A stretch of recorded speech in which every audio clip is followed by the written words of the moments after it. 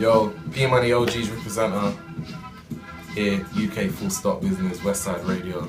And now we do Money of Everyone too out now. Don't know.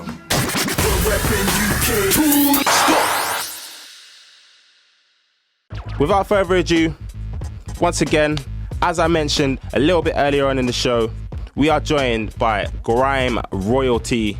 This guy just shuts down the raves and he's got the music to back it. It's P Money, man. What's going on, man? You good? Yeah, man. Saying you're right. I'm good, man. I'm good. How you doing, man? I'm good. Cool. Well, sick. It's a pleasure to have you here, man. Still. All right, so for the people who don't know, who should know, who is P Money? South London representer in a crew called OGs. Yeah, man, grime artist, that's me. Yeah, real lyricist. Yeah. Real lyricist. Cool. Sick. And in terms of greatest to the latest, now you've been around for a long time. I was trying to work out how long you've been around, and I'll explain why I think that, because it seems like you've actually been around longer than a lot of people think, but actually really you haven't. Like, you know what I mean? It's like, you know, obviously there was a wave of legendary artists, which I consider you a legendary artist in your own right, but you have the you know, the Kanos, the Wretches and the Wileys. They came out before you. Yeah, long before me. Long before you. Yeah. Long before me. But you still stand up next to them. Like, you're in a lot of people's top threes and everything else. It's weird because, like, people put me in the category with, like, your Wileys, your Kanos, your Skeptors, the D-doubles. But to be honest, like, they're like 6 years older than me. Like, they were the guys I was listening to. Like, the same way people listen to me, they're the guys I was listening to, I still listen to. So yeah, it was kind of weird. Like, I came through the era of, like, when Chipmunk was young. I was in that category. Me, Chipmunk, Little D, Criminal. That's actually my league there. That's meant to be my league there. But I don't know. I just. Yeah. Shall I tell you why I think people put you with the Gets and the Kanos and everything else besides lyrics? Yeah. But I'll tell you why I feel like this. So this is what me as a fan feels like it was. I feel like it was obviously Lord of the Mics. You know, you held it down. But before that, it was, I think, you going back to back with Gets. That's how I feel, because grime at that time, before obviously we've had this new wave of excitement. You know what I mean? But you guys made grime exciting. People were basically saying, "Oh, who's better?" You know, is it P Money? Is it who you got? P Money, Gets. You know what I mean? And it was you were both on the same level. Whereas Gets, like, came out way before you. Yeah. You, like, basically just, you know, hop through and just, like, boom, you're there. And I feel like that's why people think, like, P Money's been around for a long time. Yeah. You know, you could say that. You could say that still, because obviously, like, he was around way longer than me, and he's way older than me as well. So I guess that could make people feel like, like, I'm in that sort of category as well and whatnot. I mean, I ain't complaining. Nah. Yeah. Fair enough. All right, so here at UK Full Stop, we're all about greatest to the latest UK music. So in terms of someone who's really old school, who basically may have inspired you to be doing what you're doing right now, who would that be? It can be an act or, like, you know, a group or whatever. I'd have to say Roll Deep Crew. Okay. That's what I'd have to say, because like, when I was younger, I used to listen to, like, So Solid and Oxide Neutrino. Obviously, I'm from South London. Of course, yeah.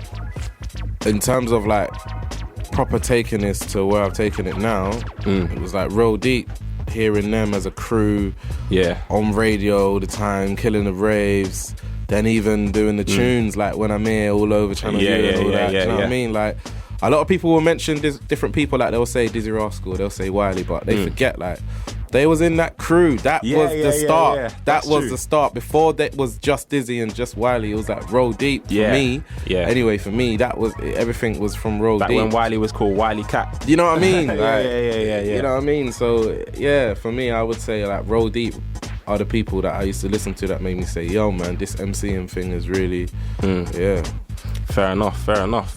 Cool. And in terms of Actually, no, wait. Who was your favourite in Roll Deep? At that time.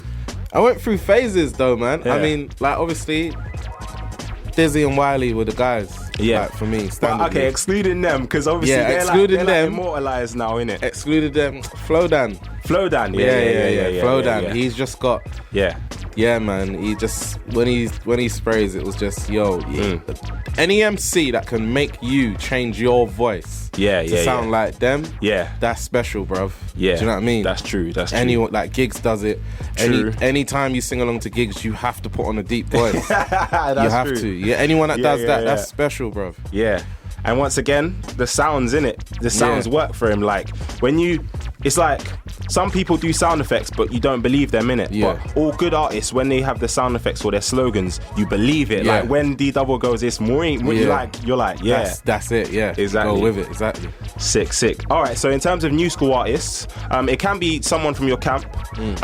Who is that person that kind of makes you feel like, do you know what? Like, man, they're killing it. Like I need to just step up. Is there anyone that makes you feel like that?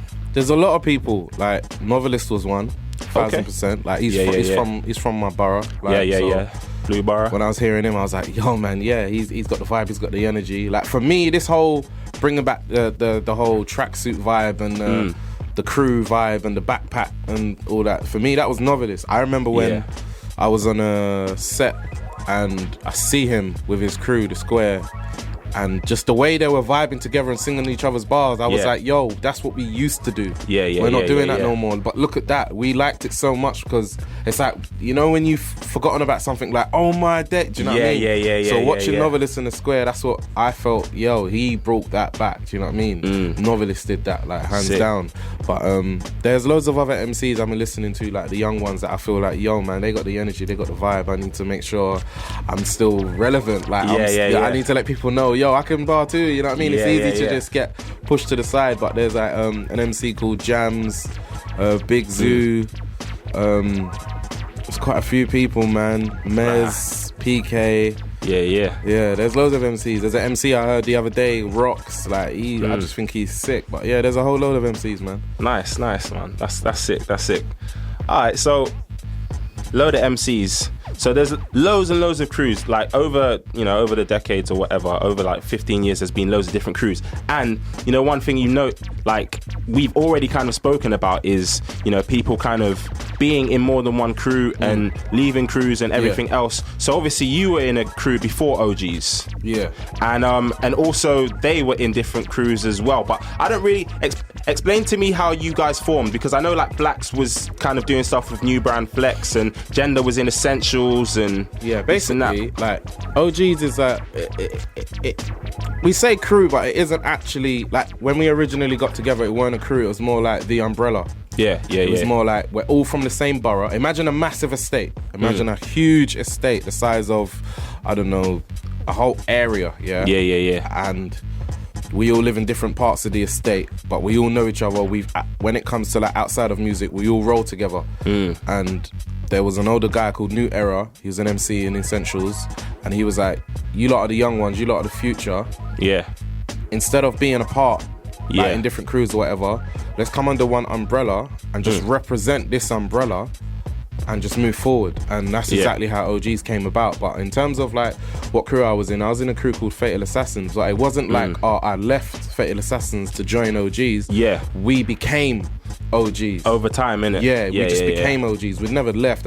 Lil D was in Fatal Assassins. Blacks was in Fatal Assassins. We'd never actually. Oh, so at the same time? No one had actually left. It was more like the New Brand Flex. They're from South as well. Blacks knew them. Blacks had gone college or whatever with some of them. He knew them. He was just. It was more like doing work with them. It would be like Dizzy Rascal on radio and D Double passes through a lot, regular. It was like that. Do you know what I mean? True. Blacks linked up with Jammer. He done a lot of work with Jammer. Little D linked up with Wiley and was doing a lot of work with Roll Deep. I linked up with Vortex. I was doing a lot of work with Kids in the Hood. So, but it wasn't a thing of anyone left or joined different crews. It was always Fatal Assassins. But then we just became OGs because the umbrella, the movement was so strong. Everybody just said, "Yo, there's OGs." There was no more. This is it. There was no more divide. There was nothing else. Like Desperado and South Soldiers. He just he was in South Soldiers, but he just naturally got called OGs. Because he was the only one from South Soldiers that kind of moved with us, and it was just a unit. Like, we just became that. Yeah, it's sick that he's kind of come back as well, man. I love Lock Your Doors. Yeah, you've been playing that as well. Yeah, man. But yeah, like in terms of like, let's talk about sounds and gimmicks, because obviously that's off your new EP. Yeah, that's out now. Make sure you go and support that. But sounds and gimmicks. So this isn't new. This is like the track is basically a revamp of something that you did previously. Yeah. The first time you did it was with Dot Rotten. Yeah. Right.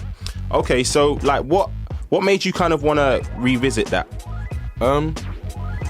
It's many different reasons. Like I enjoy doing it. Like it shows all the MCs I listen to where, like, I'm fond of their gimmicks or their catchphrases. Yeah. Fair. So it's almost promotion in that sense for them. It's promotion for grime scene, because someone who doesn't know any of that will listen to it like, bro, what is this? Yeah. And then it allows someone to explain, what he's doing is this, and then they get it. So it's promotion for everybody on the track as well. Yeah. And like, it also adds like comedy to the story. Like, the story is actually just me talking about taking a girl to my house and her boyfriend's getting upset about it. That is the story. But because I've used everyone's catchphrases and gimmicks, it allows it to be funny. Yes, animated. It's animated, exactly. Like it needs an animated video. Everyone's like, you need to do a video. I'm like, bro, I have to get an animated one. It can't be like people. It wouldn't make sense. It's got to be like that. It's too much. It's like a comic strip. Yeah, exactly. So that was my whole vibe of doing it. But the reason why I came back to it is because you know what I mean? It was like, I don't know, 5 years since the last one. Yeah. So, but instead of calling it Sounds and Gimmicks 3, I was just like, you know what? I'm just gonna call it Sounds and Gimmicks, because it's like, you got a new audience now as well. Exactly. Yeah, exactly that. But yeah, man. Sick. Okay, so obviously Dot Rotten was on the previous one. What's your relationship with him like now? I don't have one. You don't have one at all? No. Like, I hear about his music and stuff. Like, someone posts a freestyle and I happen to see it, I'd watch it and that. But in terms of any sort of form of relationship or anything, we don't talk. Yeah, that's it. That's it. I ain't got nothing against him.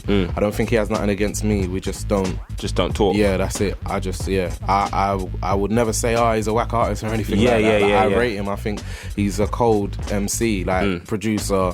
He can write hits. I don't know whether it's a full change of name, but is that his government name, Zeph Ellis? Or it's a form of it. Yeah. If you know his government name, you understand it. Yeah. Like that. It's one of those ones. Okay.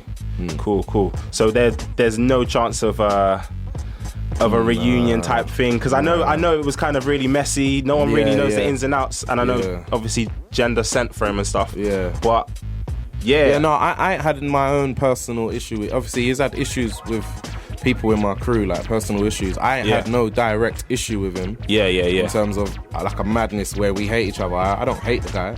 I just keep my distance. That's it, and just get on with it. Like, fair enough. That's it, man. It is what it is, man. Okay, cool. So let's talk a little bit about Lord of the Mics, man. Yeah, man. Because obviously you've had moments, man. You've had so many. You've had a lot of moments in grime, yeah. And Lord of the Mics was definitely one of them, man. So obviously, you made it very clear that you respected Big H. Before obviously the clash, because you're not gonna clash someone you don't rate. But yeah, I mean, what really, like, what was going through your mind, through the rounds you actually did do? At the time, was he really like holding it up like he kind of claims that he was? Nah, to be honest, like I always said in all my interviews, like in his ones, he was all like, he's won everything, he's gonna win, whatever. I was like, if he turns into the old school H we all knew from practice hours, it's gonna be a problem. Everyone's like, but P, you're like the lyricist. When you want, you just come up with these mad bars, and I'm but you need to remember his style was sick. Like, he had the whole of North London sounding like him. And then he had loads of East London and West. Everyone from different places started to sound like him. Do you know what I mean? That there was a time when everybody sounded like him. Do you know what I mean? So I can't take that away from him. You know what I mean? So like, I was always saying, yo, if he goes back to that vibe, it's gonna be a sick clash. I wanted it to be a very sick clash, so I'm not gonna lie. Like everybody kind of played him down. Everybody kind of put him down. Where I was always telling people, yo, don't do that. I'm telling you, like it could still be a sick clash. But when he surprised everyone, like everyone was. When he sprayed his first bar, everyone went mad, and he didn't. When they now watch the DVD, they're like, oh, like why did I go mad for that? Because they realized he didn't actually say something sick. It was just the way he sounded. It's the presence and the atmosphere.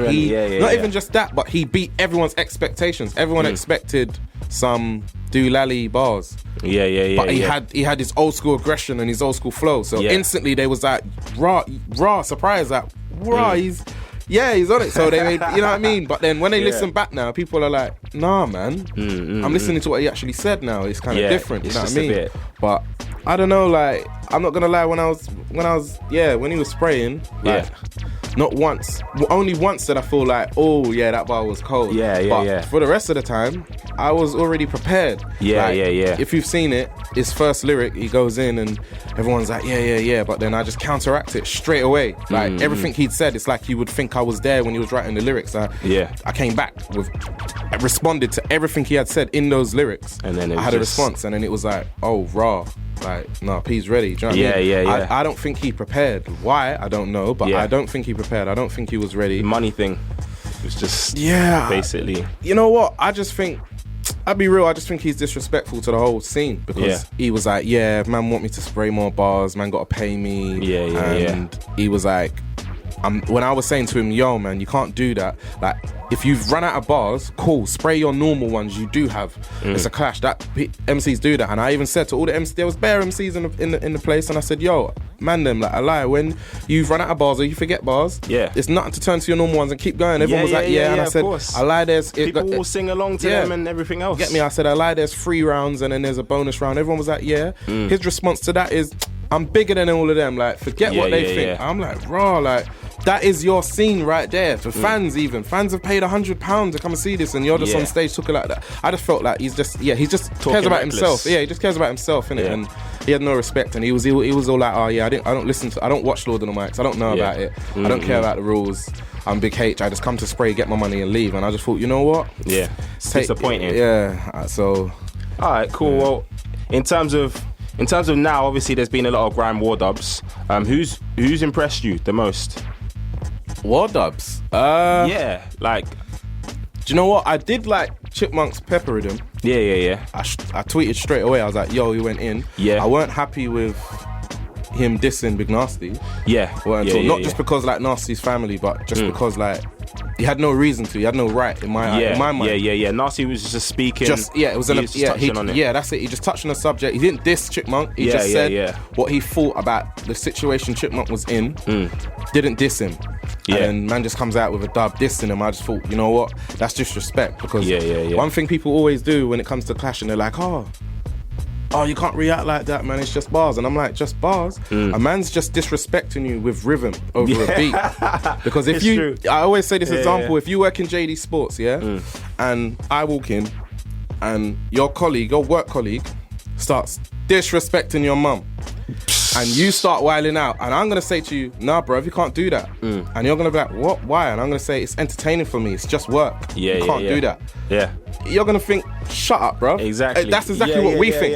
That's exactly what we think when fans are like, oh, you can't react like that. What? I don't know him from nowhere for him to be dissing me. You get me? So when you just wake up and do that, I think that's a violation. One thing I'm really impressed by, though, is that, to my knowledge, no one's been like knocked out or no one's. It used to be like that. No one's been waiting for anyone in the street corner. It's been strictly music. It had. I mean, there might have been little things off. Passa. They ain't got it ain't got that big where it's gone into public or whatever. But I didn't really like that. I don't like that when that happens. I would rather a man phone man and sort out their problem properly. Or if man just want to clash lyrics for lyrics, man speak and say, look, I like you, I think you're sick, but I want to clash you. And the man agreed, and cool, go for it. But when you just wake up and diss someone, they're allowed to then take it as an offence. Because as far as they're concerned, this is a man I know from nowhere who just woke up and started disrespecting me all over, online, on radio. You know what I mean? People could take it personal, but that's true. Yeah. So back to the point. I liked Chipmunk's Pepper Rhythm. Yeah. But I was feeling what Bugsy Malone was doing because he weren't just coming back with like dubs and that. He was saying a lot of stuff. He was saying a lot of facts. And, do you know what I mean? He was keeping it real. And then on top of that, he was doing music as well. Like he was releasing tunes. He was doing videos and releasing them tunes like proper. And like even now, he's released a new tune. You know what I mean? Watch Your Mouth. Watch Your Mouth. He's got an EP dropping in this month. Yeah, I'm sure. Yeah. You see, so he's active. You know what I mean? He's not just focusing on the clash and dying out. Like a lot of men have a clash and they feel like if they lose the clash, they've lost. There's no winner. There's no loser in the clash. Yeah. It's only you're all getting attention. Right. It's what you do after that makes you a loser. When you do nothing, you've lost. You know what I mean? True. I respect Bugsy. Like he's got his head screwed on and he's just doing it. He's killing the shows. Sick. I mean, I heard something Saskia did the other day. What's it? Oh yeah, not for the radio. Yeah, I haven't heard that yet. I didn't understand what that was about. I need to ask him. I don't know who he's dissing. I think it was something to do with some comments that were made maybe on on a later show. But I don't know. I can't really comment on it because I haven't heard it yet. All right, cool. So I got one more. I got a game for you, but I've also got a really, really quite important question for you. So you have a label now, is that correct? Originators. Yeah. So tell me a little bit about the label, like who's on it, and who do you want on it? I ain't signed no one. Okay. I don't want to actually sign anybody yet. Yeah. What I want to do is help people release music. Okay. For example, there are tons of sick grime producers out there, but they never get a look in. Yeah. Only the main names get a look in. And what I've noticed is when the main names aren't doing work, people think grime's dead because nothing's being produced. But there are tons of young people, young up and coming producers not being heard that are producing music. True. Do you know what I mean? So I want to try and bring them to the front. So I'm saying to them, you know what? Like I'll help you. I kind of know the ins and outs of releasing. Yeah. I'll help you. If I pay for the video, all I want is to make the money back that I paid for. But in terms of anything else, then it's yours. That's yours. It's your career. Do you know what I mean? I just kind of want to make this. It's almost like a charity. Do you know what I mean? Just to help producers, then eventually MCs. In terms of signing people, I don't know. Like I wouldn't want to sign an artist just yet because I'm still an artist myself. I won't have time. So basically you want to be your own success story type of thing? Yeah, sort of thing, yeah. Like I don't really want to sign anybody yet, like, because I won't have all the time, innit? Like, do you know what I mean? If someone signs to me, they're going to be trying to phone me. I'm out of the country doing a whole load of shows. Do you know what I mean? And then they're going to feel like I'm parring them. It's not the time for me to sign an artist just yet. Do you know what I mean? But in terms of words of advice or just, doing a project with someone and helping them release something, I can do that. So that's what I'm trying to do right now with the label. Calm. Nice. All right, so I've got a little game for you, man. Yeah. And I think with this game, I'm going to have to bring down this instrumental. So obviously you have a song called Sounds and Gimmicks. So what I've done is basically I have 3 sounds from 3 iconic figures, let's say. I mean, they may be real people, they may not be real people. This may be super it may be super easy for you. I don't know, innit? Like I don't know like what you watch, so I can't really judge, innit? But yeah, basically listen to them and then you tell me what they are. So the first sound I will drop for you right now. Family Guy. Yeah, okay. Who though? Do you want to hear it again? No, I know the sound. I'm just trying to remember his name. I can't remember his name, but I know he's got the weird chin, everything. Yeah. Come on, that should be enough, man. I just can't remember his name. Cool. Family Guy. It's Quagmire. Yeah, Quagmire. Right. See, I knew it was something Maya, but I didn't. Yeah, no, fair. I'll give you that one. All right, cool. Next one. I can't remember his name either, but it's that dog. Yes. Yeah. That dog. That laugh is. Yeah, he's got to drop the cigarettes out. Too much crow. Yeah. All right. Cool. And last but not least.